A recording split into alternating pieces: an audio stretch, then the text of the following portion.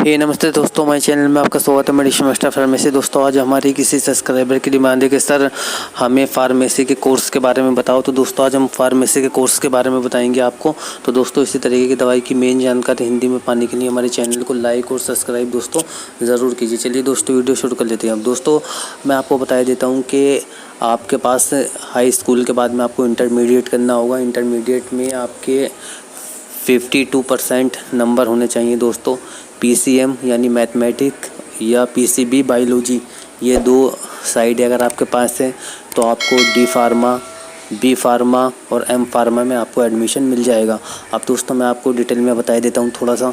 तो दोस्तों अगर आप जैसे आप diploma in pharmacy D pharma करेंगे तो आपको सिर्फ 2 साल का कोर्स होगा। आपको 2 साल के लिए ये करना पड़ेगा किसी भी यूनिवर्सिटी या कॉलेज से।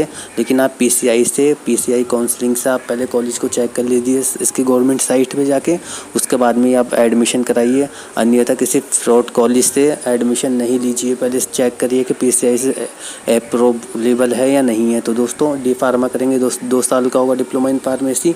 उसकी लगभग जो डोनेशन फ़ीस होती है उसकी 60-65-70 हज़ार रुपये साल होती है, यानी कि 1.5 से 2 लाख रुपये आपका लग जाएगा 2 साल में।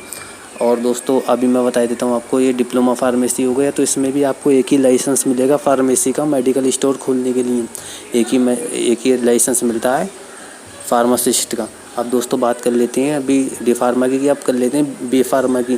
तो दोस्तों B फार्मा आप करेंगे तो ये बैचलर डिग्री होती है B फार्मा की। तो दोस्तों मैं बता देता हूँ आपको, ये होती है 4 साल की। तो दोस्तों इसमें आपको एक ही लाइसेंस मिलेगा, 4 साल का B फार्मा होता है। तो इसकी भी समथिंग फीस ऐसी होती है 60-65-70 के लपेट में होती है।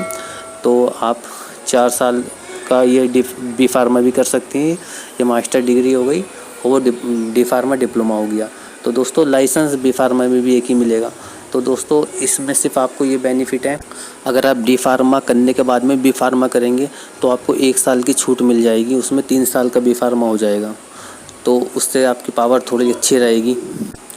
तो दोस्तों B फार्मा करने के क्वालिफाई करने के बाद में लखनऊ से आपको लाइसेंस लेना पड़ेगा, फ़ाइल लगानी पड़ेगी।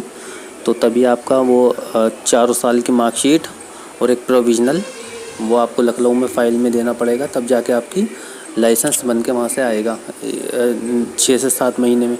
और दोस्तों M फार्मा जो होता है ये सिर्फ 2 साल का होता है B फार्मा के बाद, यानी बैचलर डिग्री के बाद में, B फार्मा के बाद में, ग्रेजुएशन के बाद में, यानी B फार्मा के बाद में आपको M फार्मा करना होगा। मास्टर डिग्री के 2 साल का होता है दोस्तों। तो कुल मिला के मान लीजिए 6 साल हो जाएंगे आपको अगर M फार्मा करेंगे। तो इससे आपका दोस्तों जैसे ये ड्रग इंस्पेक्टर जो होती हैं ये भी M फार्मा करने के बाद में। तो दोस्तों आपका M फार्मा सिर्फ 2 साल का पड़ेगा, यानी कि कुल मिला के अगर आप D फार्मा और B फार्मा और M फार्मा करते हैं तो आपका ये 8 साल हो जाएंगे इसमें। तो दोस्तों सीधी सी है कि आप B फार्मा कर लें, B फार्मा के बाद में M फार्मा कर लेंगे। मास्टर डिग्री करनी है आपको, ग्रेजुएशन के बाद M फार्मा कर सकते हैं। और दोस्तों D फार्मा के बाद भी आपको फ़ाइल लखनऊ में सबमिट करनी पड़ेगी, फर्स्ट ईयर की और सेकंड ईयर की मार्कशीट ले जाके PCI काउंसलिंग में करना पड़ेगा प्रोविजनल लेके।